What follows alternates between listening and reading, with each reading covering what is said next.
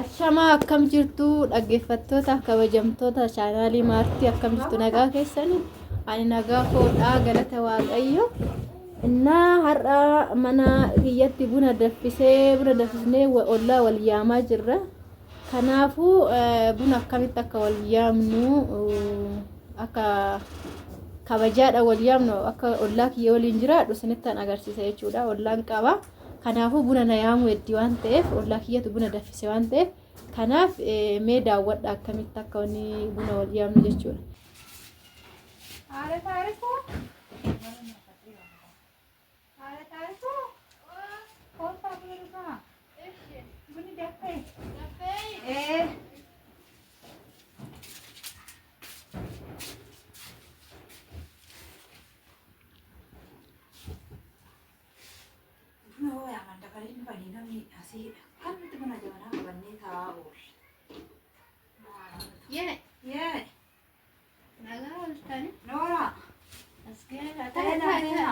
Kesuma mana raya kan jetta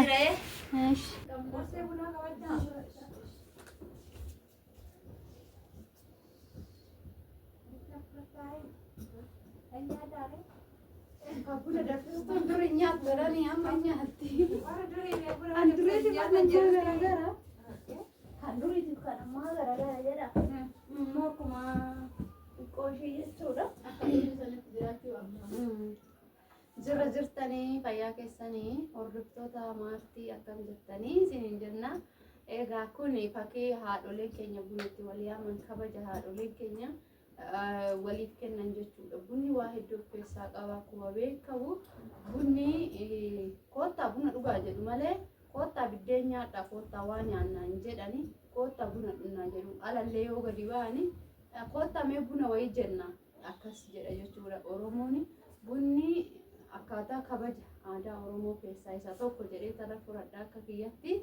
Egaa Maartiin illee isuma kana mul'isuudhaaf jechuudha kan ishiin akkasitti isiniif qopheessuuf yaadde.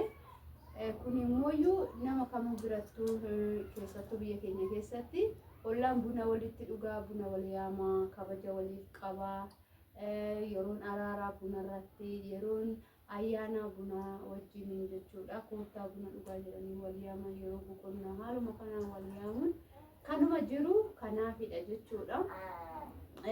Mee asirratti Maartiin immoo waan maaliif akka viidiyoo kana yaaddee kana nuu fiddee fi walumaan laallaa akkasumas kinoo hiriyaan keenya buna nu daffisee nu yaamuu fi kabajaaf waan ta'eef kabaja kana waliin buna dhugaa haala waan garaa keenya walitti haasa'aa argitanii haadholeen yeroo qaban yeroo bunaa kana qofa yeroo isaa walitti dhufanii waliin haasa'anii waan garaa ofii walitti himatanii nutis haaluma sanirraa kan ka'e hojii haadholii keenya kanaan dura hojjetanii nutti dabarsan wayii isiniif akkasitti isiniif qopheessuuf yaadne jechuudha.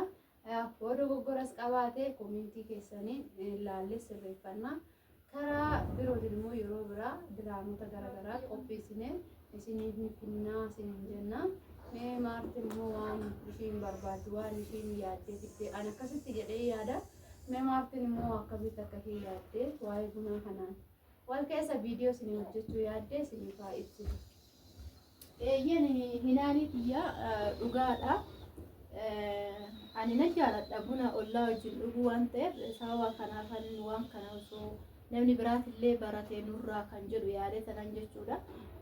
Duraan ani yeroon ala biyya Arabaa hin deemin dura yeroon ollaa keenya wajjin sirriitti maaliif warra kiyya wajjin ollaa baadiyyaa keessatti jechuudha kan dhaladhe waan ta'eef baadiyyaatti guddadhes dhaladhes jechuudha. Achitti ollaadha sirriitti wal yaamnaa yeroo ayyaanaa yeroo waan proogiraamiin tokko jiru bakka ollaa yeroo hundaa wal yaamna jechuudha. Kanaaf amma immoo barri duraanii kan yeroo dura warra keenyaa sun hin jiru baay'inaan jechuudha.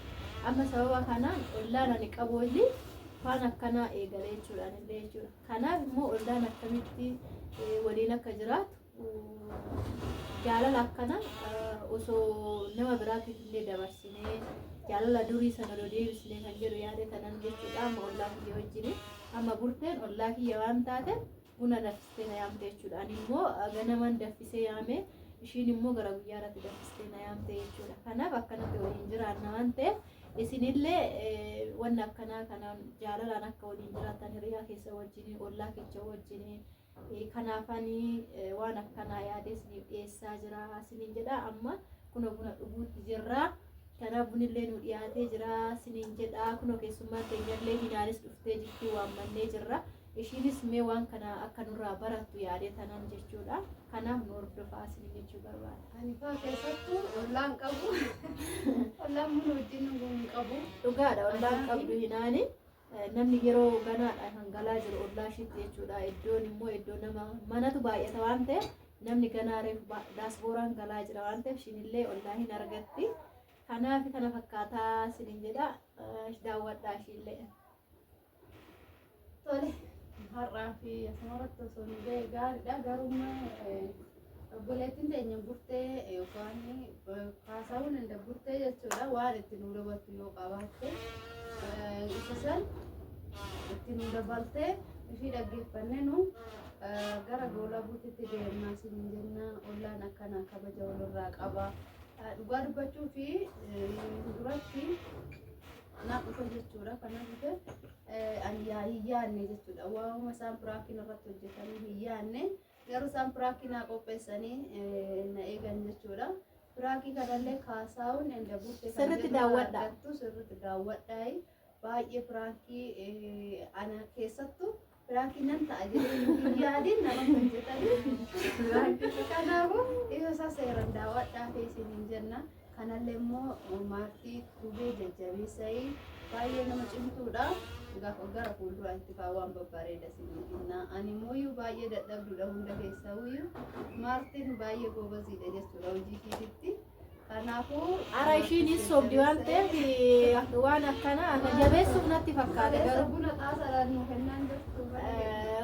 Dhugaa dubbachuudhaaf ishiina sirriitti goobasiidha jechuudha. Odoo goobasii ta'uu baattee haga waggaa kanaa dhufuu guutuuf ishee hin gatuu hin dandeessu jechuudha. Kanaaf ani isaantu na jajjabeessee har'as na kaase waan ta'eef akka duriitti na deebisanii jirani. Kunu gammachuu Kottaa buna dhugaa asumaan jiran. Asumaan kottaa buna dhugaa isinillee jedha. Burteettan sin dhiyeechaa burteen illee sinirraa fagaatte waan ta'eef manni bal'aa waan ta'eef jechuudha.